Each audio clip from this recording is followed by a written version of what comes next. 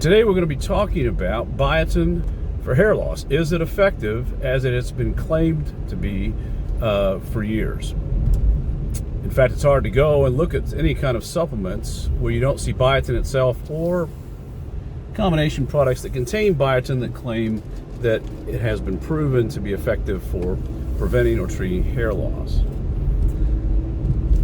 In fact, the reason that we tell patients not to use biotin is twofold. First of all, there is no evidence whatsoever to support that claim. There are no randomized controlled trials against placebo that demonstrate that biotin is effective for hair loss. Not a single one. There are a few case series in usually people that have biotin deficiency that suggest it might be helpful and should be studied further.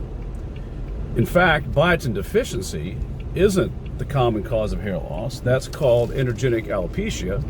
And biotin deficiency, in fact, in the Western world is very rare. So even if those case reports should turn out to be true, if studied in randomized trials, it would be irrelevant to whether it's effective for androgenic alopecia. The other reason that we don't recommend it is, in fact, it's been shown to create risks because of its interference with certain lab tests. We know thyroid tests and something called troponin, for example, can be interfered with.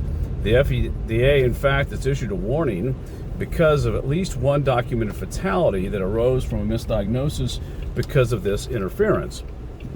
So this is, again, illustrates some important points. Why is it so important to have placebo-controlled trials? Because, in fact, study after study after study has shown that patients will respond to placebo. So the fact that somebody responds to something doesn't mean it really works unless you show that it's more effective than a sugar pill. In fact, there's even studies on hair loss where the placebo arm showed benefit. I know that may sound amazing, but it's true. Now, there's an excellent review, if you want to look at this yourself, by Patel, DP Patel, 2017, a review of biotin. There's also some other reviews of vitamins and minerals and their effect on hair loss that have been published since then, and all of the data is in agreement with my own review of the literature on this subject.